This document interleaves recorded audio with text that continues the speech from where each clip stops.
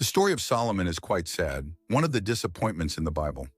When Solomon ascended to the throne, perhaps as young as 20 years old, he was a great promise and received a great opportunity. However, the final account of Solomon's life is a disappointment. The reign of King Solomon began promisingly. His father declared him king. His name means peace. He was the son of David and Bathsheba. One of the tragic consequences of a web of sin was the death of their first child. Solomon was the second son, so he was born into a family that valued forgiveness. Solomon was raised in a palace full of conflicts. He sat in the front row watching as his older brothers, Amnon and Absalom, wreaked havoc. In fact, while David was dying, his brother Adonijah declared himself king. The quick actions of the prophet Nathan and Bathsheba solidified Solomon's claim to the throne. Solomon became king. His father gave a farewell speech in 1 Kings chapters 1-4. When the time drew near for David to die, he gave a charge to Solomon, his son. "I am about to go the way of all the earth," he said. "So be strong, act like a man, and observe what the Lord your God requires. Walk in obedience to him and keep his decrees and commands, his laws and regulations, as written in the law of Moses. Do this so that you may prosper in all you do and wherever you go, and that the Lord may keep his promise to me. If your descendants watch how they live, and if they walk faithfully before me with all their heart and soul, you will never fail to have a successor on the throne of Israel." His father gave him a farewell speech in which he basically said, "Live for the Lord." What wise advice for young Solomon. It seems he followed this advice. In 1 Kings 3:3, Solomon showed his love for the Lord by walking according to the instructions given him by his father David, except that he offered sacrifices and burned incense on the high places. Solomon's heart was set on the Lord at this point in his life. In a dream, God appeared to Solomon at Gibeon. The Lord appeared to Solomon during the night in a dream, and God said, "Ask for whatever you want me to give you." God often communicated with the Israelites through dreams in the Old Testament.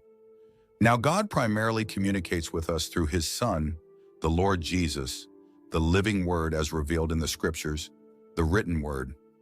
In Hebrews 1:1, in the past God spoke to our ancestors through the prophets at many times and in various ways.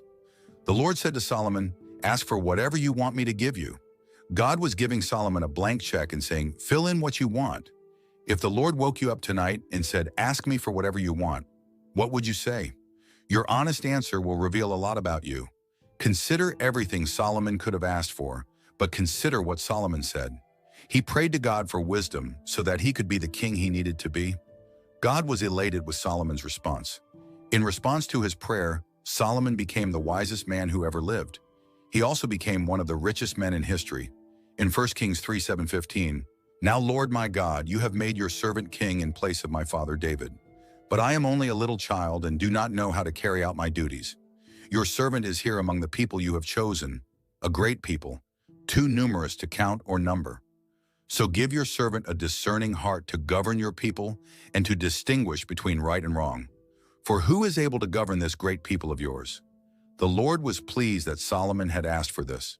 So God said to him, "Since you have asked for this and not for long life or wealth for yourself, nor have asked for the death of your enemies, but for discernment in administering justice, I will do what you have asked. I will give you a wise and discerning heart, so that there will never have been anyone like you, nor will there ever be. Moreover, I will give you what you have not asked for, both wealth and honor, so that in your lifetime you will have no equal among kings. And if you walk in obedience to me and keep my decrees and commands as David your father did, I will give you a long life." Then Solomon awoke, and he realized it had been a dream. Solomon was a great king and an excellent administrator. He built the magnificent temple that his father had envisioned. In the 4th year after the Israelites had come out of Egypt, in the 4th year of Solomon's reign over Israel, in the month of Ziv, the 2nd month, he began to build the temple of the Lord.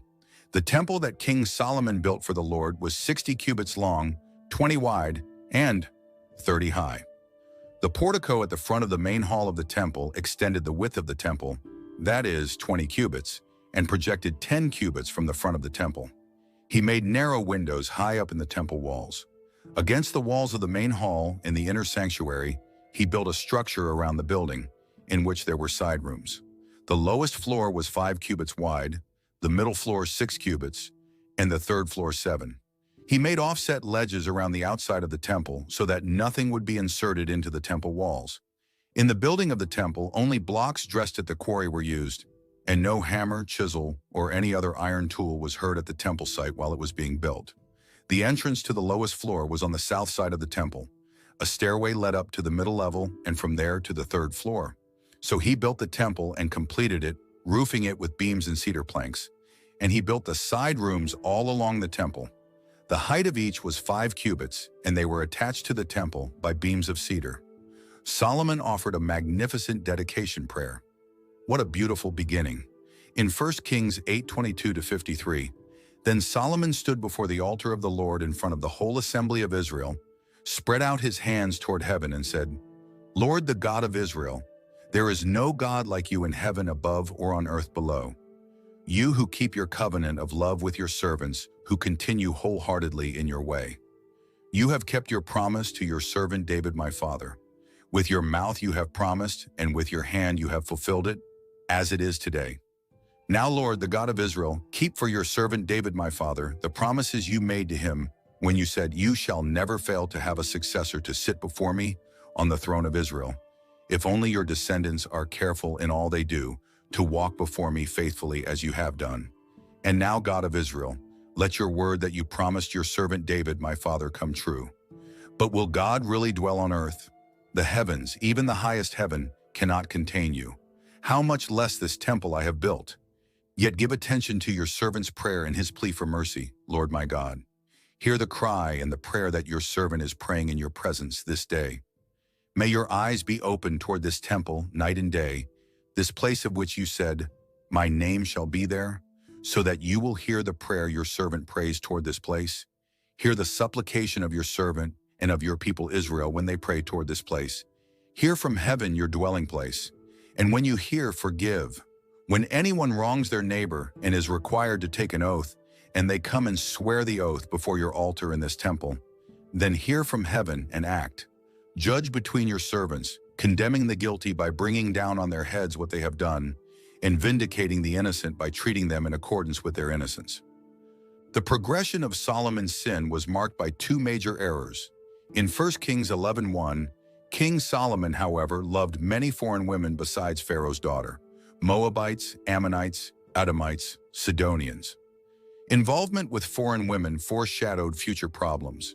Many of these marriages were political alliances, but immorality was clearly a factor as well. 1,000 women vied for his attention. Imagine the surprise when all the fathers-in-law showed up. Solomon's example fostered a culture of immorality in the kingdom. He had 700 wives of royal birth and 300 concubines, and his wives led him astray. As Solomon grew old, his wives turned his heart after other gods, and his heart was not fully devoted to the Lord his God, as the heart of David his father had been. He followed Ashtoreth, the goddess of the Sidonians, and Molech, the detestable god of the Ammonites. So Solomon did evil in the eyes of the Lord. He did not follow the Lord completely, as David his father had done. On a hill east of Jerusalem, Solomon built a high place for Chemosh, the detestable god of Moab, and for Molech, the detestable god of the Ammonites.